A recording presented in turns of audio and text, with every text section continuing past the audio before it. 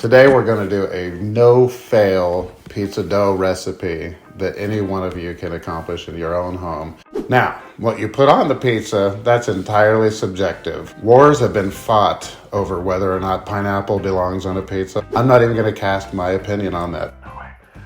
Because we don't do politics here on this page. But we're going to talk to you about how to make the perfect crust, how to bake the perfect crust, and furthermore, I am going to put together 4 different variations of a finished pizza my family likes to eat, just to inspire you to come up with your own stuff and your own flavors.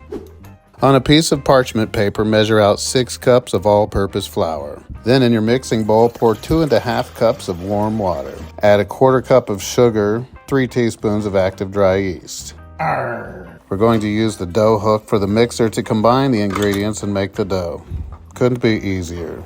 Add 4 tablespoons of olive oil, 2 teaspoons of kosher salt. We're going to lift the parchment paper up.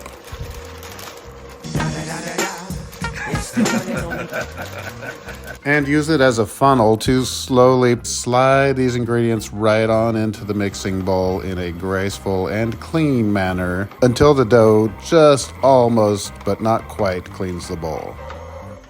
Voila! The dough should come out nice and sticky. Drizzle some olive oil around the sides of the bowl so that gravity takes it down to the top of the dough so that when it rises it doesn't make a big old mess. Cover with a damp towel and put it into a proofer. I like to proof it in a warm oven with a pot of steaming hot water for about an hour. The dough should be about doubled in size, and now we're ready to vie the dough and shape it. Dust your surface with flour and turn the dough out.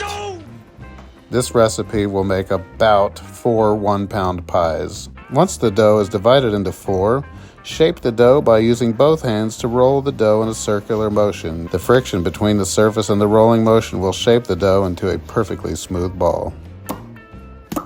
Allow the dough to rest for about 20 minutes before you form the pizza crust and assemble your pizza. Tools of the trade. Get yourself a good pizza peel. Doesn't have to be anything fancy. Something about like yay. Something that's resistant to high temperatures. Mine's tried to catch on fire a few times. You want something that's at least aluminum and that is skinny enough to scoop under your pizza, move it from point A to point B. Now, for flavor purposes, I totally recommend and only recommend getting yourself a good stone. This is one that fits, kind of fits my oven because I don't use it for everything. Again, this also has a lot of miles on it. You don't need to clean it or anything, but it transfers the heat directly to the crust of your pizza and makes it cook evenly, and it makes it to where when you open your oven door, you don't lose all that fiery hot heat, and you get a good char on the bottom of your crust, and you get like that outdoor wood-fired oven flavor here in your home oven. When you're ready to shape and stretch out your dough, give it a quick dip in some all-purpose flour. Smashing it out from the middle to the sides using the palm of your hands, work the dough into a rough circular shape. Then I like to put my knuckles up underneath the dough and work from inside to the outside. Don't go too thin or you're going to poke a hole in the middle of your dough. And then once you're there, then concentrate on the outside. This is where your nice crust is going to form. Keep the dough going around and around using gravity to stretch itself into the perfect little shape of your pizza. Once you get it to where you want it, plop it down right onto your parchment paper. Pour some marinara sauce and spread it into a reasonable layer. Add some shredded mozzarella and some previously cooked Italian sausage. We're going to add some tasty roasted corn, and this is actually how I made it earlier. Shuck that corn off of the cob. Mix that into a bowl with some good quality olive oil, some fresh thyme, pink sea salt, and some fresh ground black pepper. Toss it around a little bit. When your oven is super hot and your sheet pan is also, take that puppy out and plop that corn out and give it a good shake so that it disperses and gets maximum contact with that pan. Throw it in that very hot oven for about 10 minutes or until it's dark brown or some actual dark char starts to happen. Then we're going to sprinkle some of this roasted corn on the pizza, and we're going to scoop a few small scoops of chèvre around. Chèvre is just the French word for goat cheese. This will add a nice creamy tangy kick to the pizza. Use the pizza peel to slide the whole pizza and parchment paper right onto your pizza stone. Cook it in your hot oven for about 15 minutes or until the crust is dark charred and all of your ingredients are melted and caramelized. When it's fresh out of the oven, always give it a nice brush of olive oil around the crust for a nice, pretty product. Garnish with a little bit of fresh oregano. Guys, I'm telling you, this combination is one of my favorites. So good.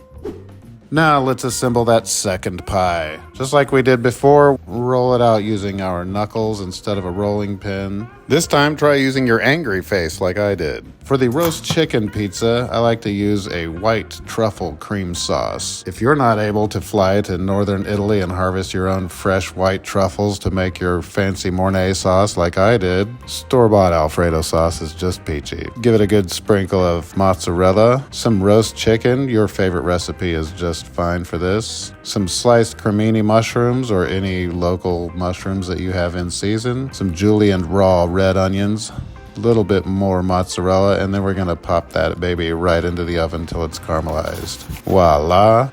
Get some good char on that crust like that. Again, remember to brush your crust with some fresh olive oil, and we're going to garnish with some chopped scallions. Gooey and naughty, and look at that open crumb. And of course, the classic pepperoni. Spread out your pizza dough. Some of that good marinara spread around. Sprinkle some mozzarella. Here's a parenting hack. Hide onions under your pepperoni and bury that under a mound of cheese. Your kids will love it. Your kids will never know. Fiery hot oven will do the trick. And voila. Charred crust, slightly caramelized onions. And for pizza number 4, we're going to do an air-dried tomato and fresh mozzarella pizza. To make this pizza extra special, I like to slice them thin and air-dry them in my dehydrator for about 4 to 8 hours until they're about 50% dehydrated. This is like reducing a sauce on low flame to get that flavor really concentrated and delicious. Smear your dough with marinara sauce, slice fresh mozzarella. You can use any kind of fresh mozzarella here. You can use bocconcini, you can use burrata, you can use whatever you like. I do this one really rustic and just plop out those half-dried tomatoes, sprinkle with a little bit of regular mozzarella, and caramelize this baby in the oven like so. When it's done, sprinkle it with some basil leaves. Don't forget to brush your crust. Fresh basil is definitely the key to this pie, folks. A very good vegetarian alternative for your guests. Now go get cooking.